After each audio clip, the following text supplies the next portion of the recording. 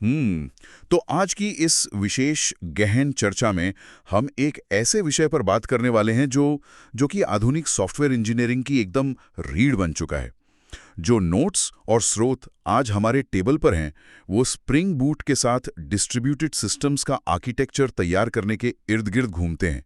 बिल्कुल। और टेक की दुनिया में अक्सर ये सवाल उठता रहता है कि दुनिया की जो सबसे बड़ी कंपनियां हैं, मतलब जिनके प्लेटफॉर्म्स पर हर सेकंड लाखों ट्रांजैक्शंस हो रहे हैं, वो अपने सिस्टम्स को क्रैश होने से कैसे बचाती हैं। हाँ, वही। और इस चर्चा का हमारा जो मिशन है वो यही डिकोड करना है कि कैसे सॉफ्टवेयर आर्किटेक्चर एक विशाल और जटिल कोड बेस से निकलकर बहुत ही छोटे, स्वतंत्र और फुर्तीले हिस्सों की तरफ बढ़ रहा है, और इसमें स्प्रिंग बूट कैसे एक गेम चेंजर साबित हुआ है। असल में जो लोग सालों से एंटरप्राइज लेवल के डिस्ट्रीब्यूटेड सिस्टम्स पर काम कर रहे हैं ना, वो इस दर्द को बहुत अच्छी तरह से समझते हैं। ये कोई नया तकनीकी फैशन नहीं है। सही कहा आपने। ये बाजार की जो तेज रफ्तार है, उसके साथ तालमेल बिठाने की एक तरह से इंजीनियरिंग मजबूरी है। बिल्कुल। मतलब शुरुआत करने के लिए एक दिलचस्प उदाहरण लेते हैं। हम सब ने बचपन में लेगो ब्लॉक से खेला है ना? हाँ, बिल्कुल खिला है। तो सोचिए कि आपको एक बहुत बड़ी और भारी मशीन बनानी है। अगर आप उसे लोहे के एक ही विशाल टुकड़े से ढालकर बनाते हैं, तो अगर बाद में उसका कोई एक हिस्सा खराब हो जाए तो आपको पूरी मशीन बदलनी पड़ेगी। एकदम सही एनालॉजी है। लेकिन वहीं अगर आप उसी मशीन को छोटे छोटे लेगो ब्लॉक्स को जोड़कर बनाते हैं, तो आप किसी भी एक ब्लॉक को आसानी से निकालकर बदल सकते हैं। मशीन का बाकी हिस्से वैसे ही काम करता रहेगा। हाँ, और जब किसी ई कॉमर्स प्लेटफॉर्म को मान लीजिए अचानक किसी बड़ी सेल के दौरान करोड़ों यूजर्स का ट्रैफिक संभालना होता है, तो वो लोहे वाली पुरानी भारी तकनीकें और बड़े सर्वर आर्किटेक्चर घुटने टेक देते हैं। ऐसे में चपलता या एजिलिटी ही एकमात्र रास्ता बचती है। और इसी बदलाव को समझने के लिए हमें उस शुरुआती बिंदु पर नजर डालनी होगी जहां से ये सारी समस्या शुरू होती है। मेरा मतलब है मोनोलिथिक आर्किटेक्चर। मोनोलिथ शब्द से ही भारीपन का एहसास होता है। बिल्कुल। मोनोलिथिक सिस्टम्स की बात करें तो हमारे स्रोत बताते हैं कि पारंपरिक तरीके से जब कोई सॉफ्टवेयर बनता है तो उसका यूजर इंटरफेस, बिजनेस लॉजिक और डेटाबेस लेयर सब कुछ एक ही कोड बेस में एकदम कसकर बंधा होता है। हाँ, एक ही जगह पर सब कुछ। शुरुआत में जब प्रोजेक्ट छोटा होता है तो सब कुछ एक ही जगह रखकर चलाना बहुत सुविधाजनक लगता है। मैंने भी अपनी शुरुआती प्रोजेक्ट्स में यही देखा है। सब कुछ एक ही जगह है तो एक ही बार में टेस्ट भी हो जाता है। हाँ, लेकिन जैसे जैसे समय बीतता है और उसमें नए फीचर्स जुड़ते जाते हैं, ये एक विशालकाय और अनियंत्रित ढांचे में बदल जाता है। और यहाँ जो सबसे बड़ी तकनीकी बाधा आती है, वो है स्केलेबिलिटी की। मतलब अगर हम उसी बड़े ई कॉमर्स सिस्टम का उदाहरण लें, तो किसी बड़े त्योहार पर पेमेंट गेटवे या सिर्फ सर्च बार वाले हिस्से पर बहुत भारी ट्रैफिक आ सकता है। जाहिर है, लोग सर्च ज्यादा करते हैं। बिल्कुल। लेकिन मोनोलिथिक आर्किटेक्चर में हम सिर्फ उस सर्च सर्विस की क्षमता को अलग से नहीं बढ़ा सकते। उस ट्रैफिक को संभालने के लिए हमें पूरे के पूरे विशाल एप्लीकेशन की नई कॉपी सर्वर पर डिप्लॉय करनी पड़ती हैं। तो ये बिल्कुल ऐसा है जैसे आपके घर के सिर्फ एक कमरे में ज्यादा रोशनी की जरूरत हो, लेकिन उसके लिए आपको पूरे शहर का पावर ग्रिड अपग्रेड करना पड़े। एकदम सटीक। और इसमें सर्वर, मेमोरी और कंप्यूटिंग पावर की भारी बर्बादी होती है। इसके अलावा वर्टिकल स्केलिंग की भी एक सीमा होती है। मतलब एक ही मशीन में आप कितनी ज्यादा रैम या प्रोसेसर जोड़ लेंगे, उसकी एक भौतिक और वित्तीय सीमा तो है ना। बिल्कुल। और स्केलेबिलिटी के अलावा जो डिप्लॉयमेंट के दौरान होने वाली परेशानियां हैं, वो भी कम नहीं है। हमारे स्रोत इस बात पर काफी जोर देते हैं कि एक बड़े मोनोलिथ में लचीलेपन की भारी कमी होती है। बहुत ज्यादा कमी होती है। अगर किसी टीम ने सिर्फ एक छोटा सा बग फिक्स किया है, या मान लीजिए फ्रंट एंड में किसी बटन का रंग ही बदला है, तो भी उस पूरे के पूरे 5 या 10 जीबी के कोड बेस को फिर से कंपाइल करना पड़ता है, टेस्ट करना पड़ता है और फिर डिप्लॉय करना पड़ता है। और सबसे डरावनी बात यह होती है कि अगर उस छोटे से बदलाव ने अनजाने में किसी दूसरे मॉड्यूल को प्रभावित कर दिया, तो पूरा का पूरा सिस्टम क्रैश होने का जोखिम रहता है। हाँ, जिसे हम रिग्रेशन कहते हैं। बिल्कुल। इसी जोखिम के कारण बड़ी कंपनियों में डिप्लॉयमेंट की रफ्तार बहुत धीमी हो जाती है। मैंने देखा है कि जब एक ही कोड बेस पर दर्जनों अलग अलग टीमें काम कर रही होती हैं, तो जो मर्ज कॉन्फ्लिक्ट्स होते हैं वो रोजमर्रा का सिरदर्द बन जाते हैं। क्योंकि सब एक ही जगह कोड पुश कर रहे हैं। हाँ, कोड का एक हिस्सा दूसरे हिस्से से इतनी गहराई से जुड़ा होता है, जिसे तकनीकी भाषा में टाइट कपलिंग कहते हैं, कि कोई भी नया इंजीनियर उस प्रोजेक्ट को देखकर ही घबरा सकता है। ऐसे विशाल कोड बेस को समझना किसी चक्रव्यूह को भेदने से कम नहीं होता है। और मुझे लगता है कि इसी घर्षण या फ्रिक्शन ने सॉफ्टवेयर उद्योग को एक नए समाधान की ओर धकेला। और वो जो आहा मोमेंट था, वो था माइक्रो सर्विस आर्किटेक्चर का उदय। बिल्कुल, माइक्रो सर्विस आर्किटेक्चर का उदय असल में एक बहुत बड़ा वैचारिक बदलाव था। हमारे नोट्स के अनुसार इसमें उस विशाल एप्लीकेशन को छोटे, स्वतंत्र और विशिष्ट सर्विसेज में तोड़ दिया जाता है। हर सर्विस का अपना एक खास और सीमित काम होता है, जैसे कि सिंगल रिस्पॉन्सिबिलिटी प्रिंसिपल। हाँ बिल्कुल वही। उदाहरण के लिए एक सर्विस सिर्फ यूजर ऑथेंटिकेशन संभालेगी, दूसरी सिर्फ इन्वेंट्री ट्रैक करेगी और तीसरी केवल ईमेल नोटिफिकेशंस भेजने का काम करेगी। और सबसे अहम बात यह है कि ये अलग अलग हिस्से आपस में हवा में बात नहीं करते, बल्कि ये नेटवर्क पर एपीआई या एप्लीकेशन प्रोग्रामिंग इंटरफेस के जरिए एक दूसरे से संवाद करते हैं। और ये जो अलगाव है या सेपरेशन ऑफ कंसर्न्स है, ये कई बड़ी तकनीकी समस्याओं को चुटकियों में हल कर देता है। इसका सबसे पहला फायदा तो वहीं लौटता है जहां मोनोलिथ पूरी तरह विफल होता है। मेरा मतलब है सटीक स्केलेबिलिटी। मतलब सिर्फ उसी हिस्से को बढ़ाना जिसकी जरूरत है। बिल्कुल। अब अगर सिर्फ पेमेंट सर्विस पर ट्रैफिक ज्यादा है तो इंफ्रास्ट्रक्चर टीम केवल उसी सर्विस के नए कंटेनर्स या इंस्टेंसेस स्पिन अप करेगी। बाकी पूरा सिस्टम अपने सामान्य संसाधनों पर आराम से चलता रहेगा। इससे क्लाउड कंप्यूटिंग का जो खर्च है वो बेहद नियंत्रित हो जाता है। क्लाउड बिलिंग तो वैसे भी आजकल बहुत बड़ा मुद्दा है। हाँ, और इसके अलावा फॉल्ट आइसोलेशन एक बहुत बड़ा लाभ है।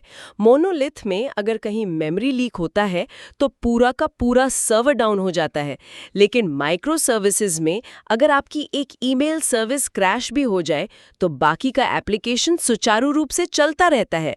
यूजर्स कम से कम खरीदारी तो कर ही सकते हैं। ये फॉल्ट आइसोलेशन वाली बात बहुत दिलचस्प है, क्योंकि ये सीधे तौर पे पूरे सिस्टम की रिलायबिलिटी को बढ़ा देती है।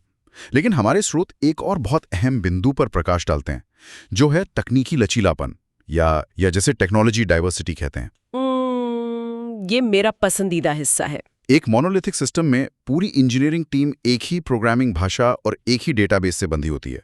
आप जावा में हैं तो बस जावा में ही रहना है। लेकिन माइक्रो सर्विसेज के मामले में हर सर्विस के लिए सबसे उपयुक्त तकनीक चुनी जा सकती है। हाँ, और इस सिद्धांत को अक्सर तकनीकी दुनिया में पॉलीग्लॉट प्रोग्रामिंग और पॉलीग्लॉट परसिस्टेंस कहा जाता है। थोड़ा इसे आसान भाषा में समझाएंगी? बिल्कुल। मान लीजिए आपकी डेटा साइंस और मशीन लर्निंग वाली एक सर्विस है। उसके लिए पाइथन सबसे बेहतरीन भाषा है, तो वो सर्विस पाइथन में ही लिखी जाएगी। क्योंकि उसके पास बेस्ट लाइब्रेरीज है। सही कहा। और अगर कोई दूसरी service real time data processing कर रही है, जहां स्पीड बहुत जरूरी है, तो उसके लिए गो या रस्ट भाषा का इस्तेमाल किया जा सकता है। और सिर्फ भाषा ही नहीं, डेटाबेस भी अलग हो सकते हैं। अच्छा, मतलब हर सर्विस का अपना डेटाबेस? हाँ, रिलेशनल डेटा के लिए आप पोस्टग्रेस का इस्तेमाल कर सकती हैं, और जहां अनस्ट्रक्चर्ड डेटा है वहां मोंगोडी भी लगा सकते हैं। इस आज़ादी से टीमें अपने काम को ज्यादा बेहतर और तेजी से अंजाम दे पाती हैं। और क्योंकि कोड बेस छोटे होते हैं, इसलिए कंटिन्यूअस डिप्लॉयमेंट करना बहुत आसान हो जाता है। आप दिन में कई बार नए फीचर्स लाइव कर सकते हैं बिना किसी डर के। लेकिन देखिए, जमीनी हकीकत में ये इतना सीधा और आसान तो नहीं होता होगा। मतलब जब किसी सिस्टम में 50 या 100 स्वतंत्र सर्विसेज एक साथ चल रही हों, तो उन्हें मैनेज करना, नेटवर्क पर उनके बीच एक सुरक्षित संचार स्थापित करना और लेटेंसी को कंट्रोल करना, ये सब एक बहुत बड़ी चुनौती बन जाता होगा। हाँ, एक बिखरे हुए सिस्टम को संभालना एक साथ कई गेंदों से बाजीगरी करने जैसा है। ये बिल्कुल भी आसान नहीं है। और ठीक इसी जगह हमारे स्रोत उस मुख्य टूल को पेश करते हैं जिसका नाम है स्प्रिंग बूट। इसे इस पूरी डिस्ट्रीब्यूटेड दुनिया के कैटलिस्ट या उत्प्रेरक के रूप में बताया गया है। जावा इकोसिस्टम में स्प्रिंग फ्रेमवर्क तो वैसे भी सालों से राज कर रहा है, लेकिन स्प्रिंग बूट ने ऐसा क्या जादू किया जिसने इसे इतना जरूरी बना दिया? स्प्रिंग बूट की जो सबसे बड़ी उपलब्धि है ना, वो ये है कि उसने सॉफ्टवेयर बनाने की प्रक्रिया से बुनियादी ढांचे की उलझनों को लगभग खत्म ही कर दिया। कैसे? देखिए, अगर पुराने जावा एंटरप्राइज या शुरुआती स्प्रिंग के दिनों को याद किया जाए, तो किसी भी नए प्रोजेक्ट को शुरू करने का मतलब था कि आपको पहले दर्जनों XML फाइल्स लिखनी है, सारी डिपेंडेंसी सेट करनी है और एक बहुत ही जटिल कॉन्फ़िगरेशन तैयार करना है। इसमें हफ्तों लग जाते थे। हाँ, वो बहुत ही उबाऊ काम होता था। Spring boot convention over configuration के सिद्धांत को लेकर आया, और इसका एक मुख्य फीचर है ऑटो कॉन्फ़िगरेशन, जिसका हमारे स्रोतों में बहुत प्रमुखता से जिक्र किया गया है। ऑटो कॉन्फ़िगरेशन दरअसल उस बोरिंग और बार बार लिखे जाने वाले बॉयलरप्लेट कोड को कम करता है। बिल्कुल। उदाहरण के तौर पर अगर आपके प्रोजेक्ट के डिपेंडेंसी लिस्ट में किसी डेटाबेस का ड्राइवर मौजूद है, तो स्प्रिंग बूट इतना स्मार्ट है कि वो अपने आप बैकग्राउंड में डेटाबेस कनेक्शन और कनेक्शन पूल सेट कर देगा। हाँ, आपको कुछ भी मैन्युअल रूप से बताने की जरूरत नहीं है। डेवलपर्स को बीन्स डिक्लेयर करने में माथापच्ची नहीं करनी पड़ती। इससे इंजीनियरिंग टीम का पूरा फोकस सिर्फ इस बात पर रहता है कि बिजनेस लॉजिक कैसे लिखना है, ना कि सर्वर की सेटिंग्स कैसे करनी है। और इसी ऑटो कॉन्फ़िगरेशन के साथ ही एम्बेडेड सर्वर्स का फीचर भी एक बहुत बड़ा गेम चेंजर साबित हुआ है। वो टॉमकैट और जेटी वाला हिस्सा? हाँ, पुराने समय में डेवलपर्स को एप्लीकेशन कोड को कंपाइल करके एक वॉर फाइल बनानी होती थी और फिर उसे एक अलग एप्लीकेशन सर्वर पर डिप्लॉय करना पड़ता था। इसमें वर्जन के मिसमैच होने का बहुत खतरा रहता था कि मेरे मशीन पर चल रहा है लेकिन सर्वर पर नहीं। Classic developer excuse. बिल्कुल, लेकिन स्प्रिंग बूट ने इन सर्वर्स को सीधे एप्लीकेशन के अंदर ही एम्बेड कर दिया। इसका नतीजा ये हुआ कि अब कोई भी माइक्रो सर्विस एक साधारण स्टैंडअलोन एप्लीकेशन की तरह रन हो सकती है। मतलब सिर्फ एक कमांड से? हाँ, बस java-jar कमांड चलाई और आपकी सर्विस लाइव हो गई। और सबसे अच्छी बात यह है कि ये चीज़ आज के कंटेनराइजेशन और डॉकर के ज़माने के साथ पूरी तरह से मेल खाती है। पर एक बात है, जब बात कंटेनर्स और दर्जनों सर्विसेज की आती है, तो एक बहुत ही व्यवहारिक समस्या खड़ी होती है नेटवर्क पर। आप सर्विस डिस्कवरी की बात कर रहे हैं? हाँ, मान लीजिए कि एक सिस्टम में 100 अलग अलग माइक्रो सर्विसेज हैं और ट्रैफिक के आधार पर उनके इंस्टेंसेस लगातार बढ़ या घट रहे हैं। ऐसे में उनके आईपी एड्रेस भी तो लगातार बदलते रहेंगे ना। तो एक सर्विस को कैसे पता चलेगा कि दूसरी सर्विस उस वक्त नेटवर्क पर आखिर है कहाँ? ये एक बहुत ही जायज़ सवाल है और स्रोत बताते हैं कि स्प्रिंग बूट यहाँ अकेला काम नहीं करता, बल्कि वो स्प्रिंग क्लाउड इंटीग्रेशन के साथ मिलकर डिस्ट्रीब्यूटेड सिस्टम्स की इन जटिल समस्याओं को हल करता है। स्प्रिंग क्लाउड ऐसे काम करता है इसमें? स्प्रिंग क्लाउड ऐसे सिस्टम्स के लिए कई बेहतरीन पैटर्न उपलब्ध कराता है, जिनमें सर्विस डिस्कवरी सबसे प्रमुख है। इसके लिए यूरेका जैसे टूल का इस्तेमाल किया जाता है। इसे आप एक डायनामिक फ़ोन बुक की तरह समझ सकते हैं। डायनामिक फ़ोन बुक ये अच्छा उदाहरण है। हाँ, जब भी कोई नई सर्विस लाइव होती है तो वो अपना मौजूदा आईपी एड्रेस इस फ़ोन बुक में रजिस्टर कर देती है। अब जब सर्विस ए को सर्विस बी से डेटा चाहिए होता है तो वो किसी हार्ड कोड किए गए आईपी को नहीं खोजती, बल्कि वो सीधा सर्विस डिस्कवरी से पूछती है कि भाई सर्विस बी अभी कहाँ है, मुझे उसका पता दो। ये तो बहुत ही स्मार्ट तरीका है। इसके अलावा स्रोतों में सर्किट ब्रेकर्स का भी जिक्र आता है। मैंने अक्सर देखा है कि जब टीमें डिस्ट्रीब्यूटेड आर्किटेक्चर की तरफ भागती हैं तो वो ये भूल जाती हैं कि नेटवर्क हमेशा भरोसेमंद नहीं होता। नेटवर्क कभी भी धोखा दे सकता है। बिल्कुल, और नेटवर्क लेटेंसी कभी भी पूरे सिस्टम को धीमा कर सकती है। तो ये सर्किट ब्रेकर पैटर्न असल जिंदगी के इलेक्ट्रिकल सर्किट ब्रेकर की तरह ही काम करता है, एकदम उसी तरह। डिस्ट्रीब्यूटेड सिस्टम्स में अगर कोई एक सर्विस रिस्पॉन्ड नहीं कर रही है या बहुत ज्यादा धीमी हो गई है तो सर्किट ब्रेकर ट्रिप हो जाता है।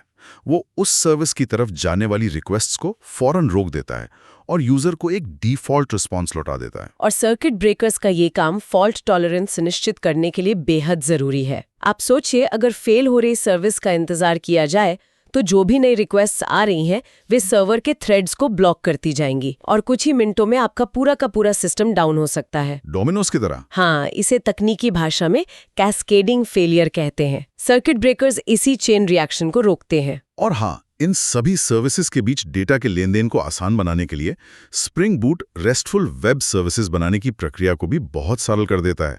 कुछ एनोटेशंस का इस्तेमाल करके आप एक पूरा एपीआई एंड पॉइंट तैयार कर सकते हैं। ये सारी तकनीकी जानकारी वाकई बहुत ही प्रभावशाली है। स्प्रिंग बूट के ये टूल्स माइक्रो सर्विसेज को मैनेज करने के लिए एक पूरा का पूरा इकोसिस्टम देते हैं।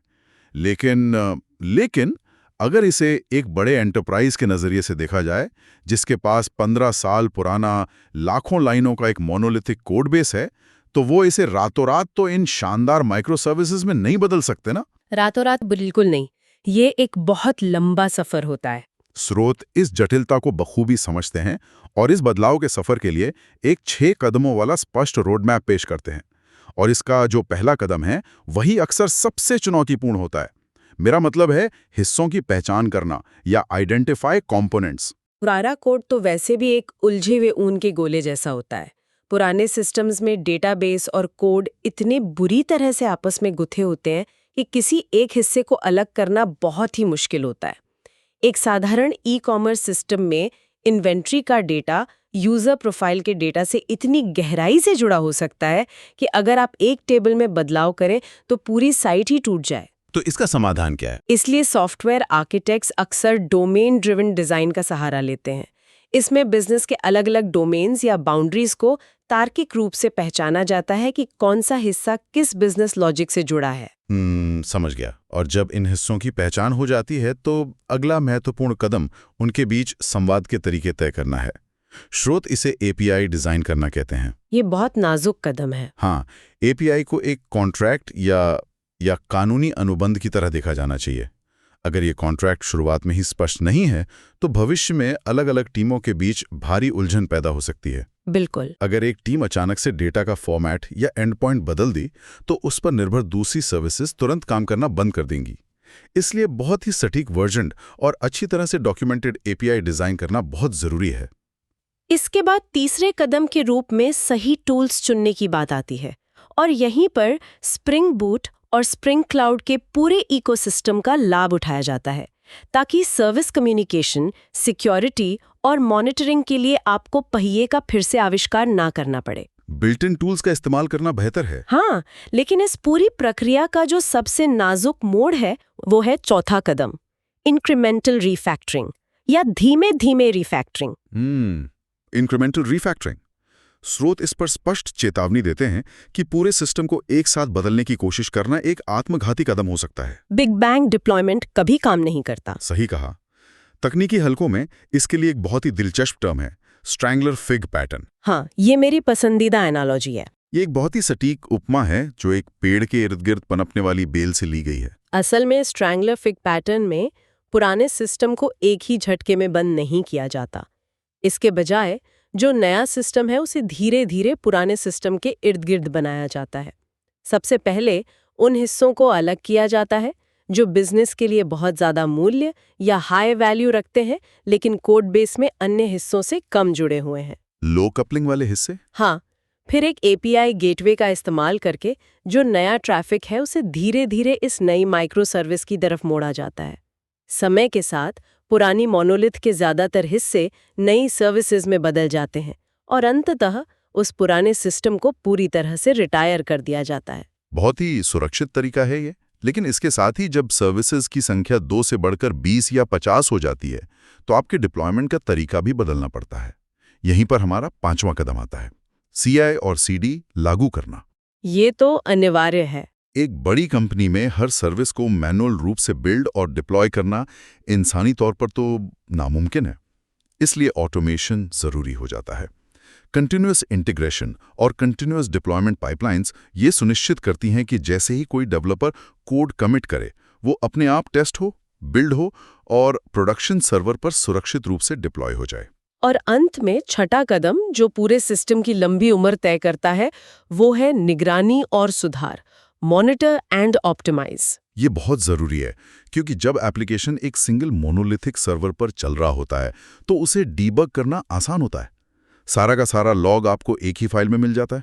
बिल्कुल, लेकिन जब एक ही यूजर रिक्वेस्ट 15 अलग अलग माइक्रो सर्विसेज से होके गुजर रही हो और किसी एक जगह नेटवर्क लेटेंसी आ रही हो तो ये पता लगाना कि असल में समस्या कहाँ है, ये एक बुरे सपने जैसा हो सकता है। और यही कारण है कि डिस्ट्रीब्यूटेड ट्रेसिंग और सेंट्रलाइज्ड लॉगिंग जैसे एडवांस्ड मॉनिटरिंग टूल्स का इस्तेमाल किया जाता है। स्प्रिंग इकोसिस्टम में इसके लिए बहुत ही बेहतरीन सपोर्ट मौजूद है। इनके बिना एक डिस्ट्रीब्यूटेड सिस्टम को चलाना मतलब वो अंधेरे में तीर चलाने के बराबर है। हाँ, आपको पता ही नहीं चलेगा कि सिस्टम में क्या चल रहा है। परफॉर्मेंस को लगातार ट्रैक करके बॉटलनेक्स की पहचान की जाती है और सिस्टम को लगातार ऑप्टिमाइज किया जाता है। तो अगर इस पूरे परिदृश्य को समेटा जाए तो आज के स्रोत इस बात की पूरी तरह पुष्टि करते हैं कि मोनोलिथिक ढांचे से माइक्रो सर्विसेज की ओर जाना आधुनिक सॉफ्टवेयर विकास की एक अपरिहार्य जरूरत बन चुका है। तेजी से बदलते बाजार में जो स्केलेबिलिटी और एजिलिटी चाहिए वो केवल इसी रास्ते से हासिल की जा सकती है। और स्प्रिंग बोट अपनी ऑटो कॉन्फ़िगरेशन, एम्बेडेड सर्वर और स्प्रिंग क्लाउड के व्यापक टूल्स के साथ इस पूरे डिस्ट्रीब्यूटेड सिस्टम को हकीकत में बदलने का सबसे मजबूत और विश्वसनीय फ्रेमवर्क बनकर उभरा है। यह एक बहुत ही स्पष्ट और तार्किक निष्कर्ष है, लेकिन लेकिन चर्चा को खत्म करने से पहले एक पहलू ऐसा है जो स्रोतों के भीतर मौजूद एक गहरे विरोधाभास की ओर इशारा करता है। विरोधाभास कैसा? देखिए, माइक्रो सर्विस आर्किटेक्चर का एक बड़ा आकर्षण ये बताया गया था कि ये तकनीकी लचीलापन या आज़ादी देता है। मतलब हर इंजीनियरिंग टीम अपनी सर्विस के लिए अपनी मनपसंद प्रोग्रामिंग भाषा और फ्रेमवर्क चुनने के लिए पूरी तरह स्वतंत्र है। पॉलीग्लॉट प्रोग्रामिंग, जिसकी हमने बात की थी। बिल्कुल। इनोवेशन के नजरिए से तो ये बहुत बेहतरीन लगता है, लेकिन जरा एक बड़े एंटरप्राइज के पैमाने पर स्थिति की कल्पना कीजिए। ये एक बहुत ही महत्वपूर्ण दिशा है सोचने के लिए। अगर एक बड़ी टेक कंपनी में 50 या 100 अलग-अलग माइक्रो सर्विसेज चल रही हैं और उस तकनीकी आज़ादी का फायदा उठाते हुए वे 50 सर्विसेज 50 अलग-अलग प्रोग्रामिंग भाषाओं में लिखी जाने लगे। बिल्कुल यही पॉइंट है। मान लीजिए कोई टीम डेटा प्रोसेसिंग के लिए पाइथन इस्तेमाल कर रही है, कोई जावा में काम कर रही है, कोई रस्ट में सिक्योरिटी फीचर्स लिख रही है, तो कोई रूबी या गो भाषा का उपयोग कर रही है। डेटाबेस भी सबके अलग-अलग हैं। और यही वो बिंदु है जहां एक बहुत बड़ी चिंता खड़ी होती है। एक तरफ आपके पास इनोवेशन और आज़ादी की चाहत है, लेकिन दूसरी तरफ सिस्टम की स्थिरता भी तो है। क्या इस असीमित आज़ादी से एक भयानक टावर ऑफ बेबल जैसी स्थिति पैदा नहीं हो जाएगी? Tower of Babel? हाँ, बाइबल की उस प्रसिद्ध कहानी की तरह, जहां लोग एक मीनार बनाना चाहते थे, लेकिन अलग-अलग भाषाएं बोलने के कारण वे एक दूसरे को समझ ही नहीं पाए और पूरा निर्माण वहीं रुक गया। अगर इंजीनियरिंग टीम्स एक दूसरे का कोड ही नहीं समझ पाएंगी, तो भविष्य में क्रॉस फंक्शनल काम कैसे होगा? इस इंजीनियरिंग डिलेमा को आप बिल्कुल नज़रअंदाज नहीं कर सकते। सोचिए, अगर किसी खास या कम लोकप्रिय भाषा में कोड लिखने वाला कोई सीनियर डेवलपर अचानक कंपनी छोड़ दे, तो उस विशेष सर्विस को कौन संभालेगा? वो सर्विस तो अनाथ हो जाएगी। बिल्कुल, नया टैलेंट हायर करना, उन्हें उस खास भाषा में ट्रेन करना और एक ही कंपनी के अंदर दर्जनों अलग-अलग टेक स्टैक्स को सुरक्षित रखना और उनका रखरखाव करना, ये एक लॉजिस्टिक और वित्तीय दुर्स्वप्न बन सकता है। मैनेजमेंट के लिए बहुत भारी पड़ेगा।